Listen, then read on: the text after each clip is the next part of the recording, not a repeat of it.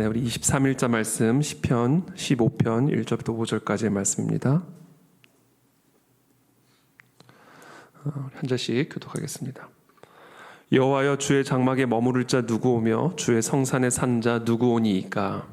정직하게 행하며 공의를 실천하며 그의 마음에 진실을 말하며 그의 혀로 남을 허물하지 아니하고 그의 이웃에게 악을 행하지 아니하며 그의 이웃을 비방하지 아니하며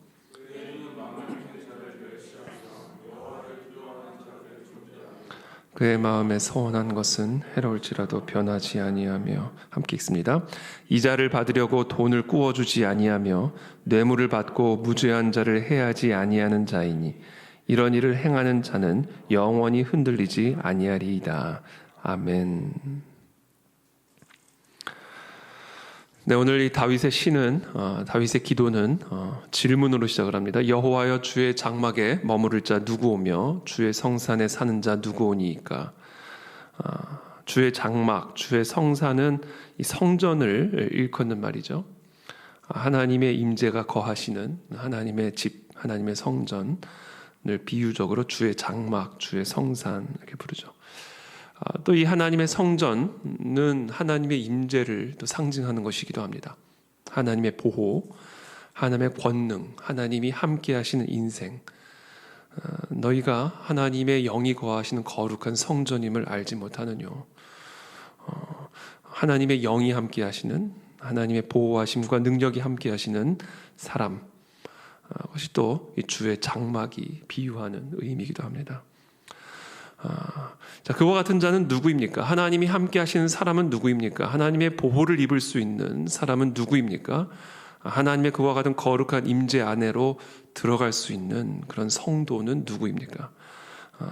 2절부터 정직하게 행하며 공의를 실천하며 그의 마음에 진실을 말하며 그의 혀로 남을 허물하지 아니하고 그의 이웃에게 악을 행하지 아니하며 그의 이웃을 비방하지 아니하며 그의 눈은 망령된 자를 멸시하며 여호와를 두려워하는 자들을 존대하며 그의 마음에 서원한 것은 해로울지라도 변하지 아니하며 이자를 받으려고 돈을 꾸어주지 아니하며 뇌물을 받고 무죄한 자를 해하지 아니하는 자이니, 자, 이와 같은 일을 행하는 자는 영원히 흔들리지 아니하리이다.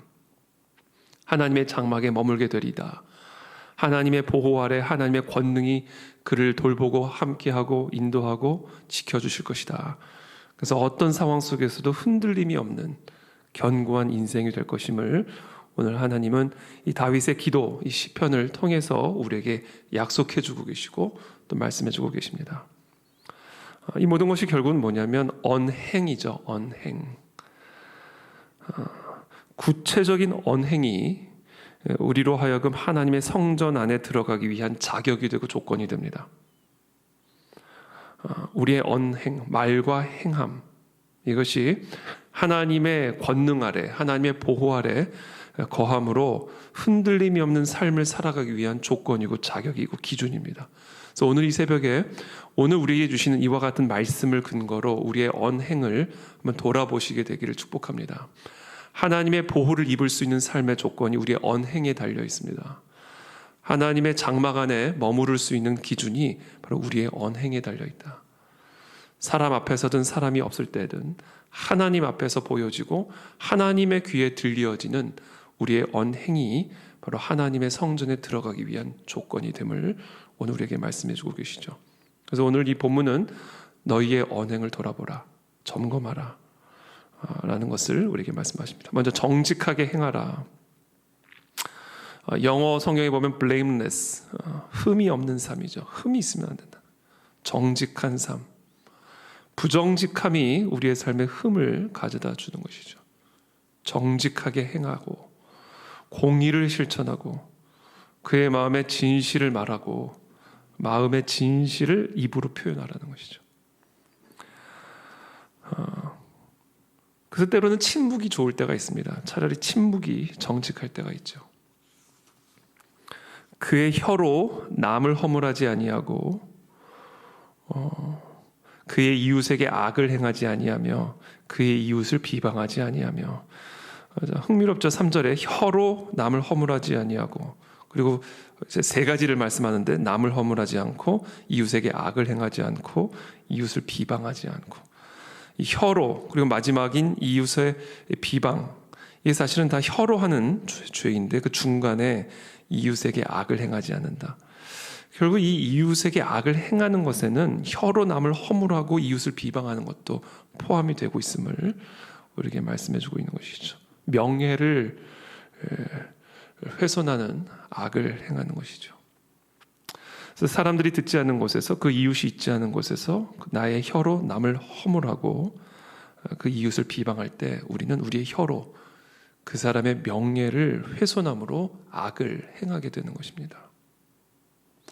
4절에 그의 눈은 망령된 자를 멸시하며 여호와를 두려워하는 자들을 존대하며 그의 마음에 서원한 것은 해로울지라도 변하지 아니하며 눈은 망령된 자를 멸시하고 눈으로 나오죠. 우리의 눈이 우리의 마음의 상태, 우리의 마음의 태도가 나오죠. 그래서 우리의 눈으로 망령된 자를 멸시하라는 이야기는 그 망령된 행위를 멸시하라는 이야기죠. 그리고 그 망령된 자와 함께 그 망령된 일을 행하지 말 것을 이야기하는 것이죠. 그래서 눈을 피하라는 거예요. 견물생심이라고 얘기하죠. 우리 어떤 물건을 보면 마음이 생겨나는 것이죠. 그래서 이 눈은 망령된 자를 멸시하라는 이야기는 그 망령된 자 안에서 행해지는 그 망령됨을 멸시함으로 그 망령된 자와 멍에를 같이 매지 마라. 망령된 자의 그 행위로 말미암아 마음에 그 망령된 행위를 향한 소망과 갈망과 미혹이 생겨나지 아니하도록 눈을 지켜라. 여호와를 두려워하는 자들을 존대하며 여호와를 두려워하는 자를 존대하라. 왜냐하면 그 사람은 여호와를 두려워하는 자이기 때문에 그 사람을 존대하는 것이 여호와를 두려워하는 일이다. 그의 마음에 서원한 것은 해로울지라도 변하지 아니하며 하나님 앞에 약속한 것. 우리가 화장실 들어갈 때와 화장실 나올 때 달라진다는 말들이 있듯이 우리의 상황이 힘들어지면 서원을 덜컥 했다가 상황이 좀 나아지는 것 같으면 그 서원을 다시 돌리고 싶은 하나님 앞에 신실하게 하나님 앞에서 약속한 그 서원들을 설령 그것이 행하는 것이 나에게 지금 해롭게 될지라도 그 서원을 행함으로 하나님 앞에 신실함을 지키라. 5절에 이자를 받으려고 돈을 구워주지 아니하며 참 이거는 신학적으로 많은 논쟁이 있는 일이기도 합니다. 이자를 받는 게 죄인가? 그러면 이제 오늘 모든 이제 은행 업무는 이제 마비가 되는 것이지. 은행은 범죄자의 소굴이 되는 거죠. 이자를 받는 게 죄인가? 근데 여러분 성경을 보시면 우리 뭐 잘 알다시피 어떤 행위도 매우 중요하지만 그 행위만큼 중요한 게 그 행함을 하는 동기입니다. 돈을 구워주는 거, 그것을 어떤 동기로 돈을 구워주냐. 이게 좀 말장난처럼 느껴질 수는 있지만 이자를 받으려고 돈을 구워주는 것과 돈을 구워주고 이자를 받는 건 좀 다릅니다. 사실 이자를 받는 건 여러 가지로 도움이 되죠. 왜냐하면 그 돈을 내가 쓸 수 없기 때문에 돈을 구워주고 내가 그 돈을 쓸 수 없기 때문에 그것에 대한 보상을 받는 면도 있는 것이고 또 이자를 받음으로써 그 돈을 구워간 사람으로 하여금 빨리 이 원금을 상환하고자 하는 압박이 될 수도 있는 것이고 내가 여전히 나는 돈을 꾼 사람이다. 나는 빚진 자다. 라는 것을 주기적으로 우리에게 안내해 주잖아요. 이자를 갚게 함으로써. 그래서 오늘 5절은 저는 이렇게 묵상했어요. 돈을 구워주고 이자를 받는 것의 문제라기보다는 이자를 받기 위해서 돈을 구워주는 것. 궁핍한 자에게, 가난한 자에게, 지금 돈이 급하게 필요한 자에게 이자를 받기 위해서 돈을 구워주는 행위는 어떻게 보면 하나님 보시기에 공의를 행하지 않은 가난한 자를 억압하고 핍박하는 궁핍에 놓여져 있는 자들을 코너로 몰아버리는 그런 어떤 범죄적인 행위다라는 것이죠. 뇌물을 받고 무죄한 자를 해하지 아니하는 자이니 뇌물을 받고 무죄한 자를 해하지 아니하는 자이니 이런 일을 행하는 자는 영원히 흔들리지 아니하리이다. 그래서 오늘 참 여러 가지 우리의 일상의 삶에서 인간적인 관계 속에서 또 이웃과의 관계 속에서 또 망령된 자와의 관계 속에서 돈이 필요로 하는, 돈을 필요로 하는 궁핍한 자들과의 관계 속에서 뇌물을 주고자 하는, 그래서 나를 움직이려고 하는, 돈으로 나를 움직이려고 하는 그와 같은 자들 앞에서 우리가 어떤 태도로 어떤 자세로 행해야 할지를 우리에게 가르쳐 주심으로써 하나님의 전에 거하기 위한 언행이 무엇인지를 우리에게 분명하게 말씀해 주고 계십니다. 오늘 여기에 정말 짧게 몇 가지 행동 목록, 행함, 언행 목록이 기록이 되어 있지만 사실 이 짧은 이 언행 목록이 사실 우리의 삶의 전반에 적용이 되어질 수 있고 또 용해되어질 수 있는 그런 원리, 원액들입니다. 그래서 오늘 이 주신 이 말씀들을 토대로 오늘 이 시간 우리의 말을 한번 점검해 보게 되기를 바라고, 또 우리의 행함들을, 또 우리의 마음의 동기들을 한번 깊이 성령 하나님께서 조명해 주시기를 바라는 마음으로 점검함으로써 오늘 하나님 앞에, 하나님의 장막 앞에, 하나님의 성산 앞에, 하나님의 임재 앞에 합당하지 못한 것들 드러나게 도와주시고 보여주시고 깨우쳐주시고 찔러주셔서 철저한 회개가 이루어지게 하시고, 그래서 하나님의 장막 안에 머물기에 합당한 언행의 회복을 통해 흔들림이 없는 그런 하나님의 보호 아래 거하는 그런 하나님의 거룩한 성도들이 될 수 있도록 이 새벽에 우리에게 은혜를 베풀어 주시옵소서. 그것을 위해서 우리가 함께 시간 기도하며 나가도록 하겠습니다.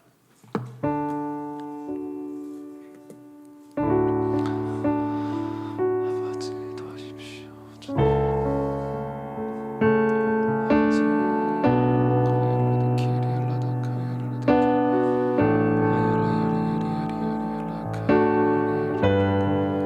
주님 도와주십시오.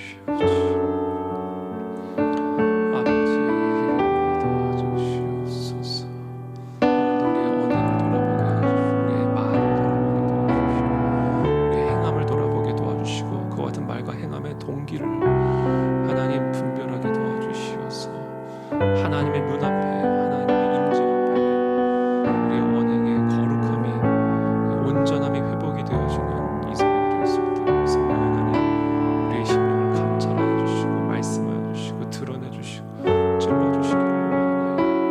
은혜를 베풀어 주시옵소서. 주님을 찬양하며 예수 그리스도 이름으로 감사하며 기도드립니다. 아멘.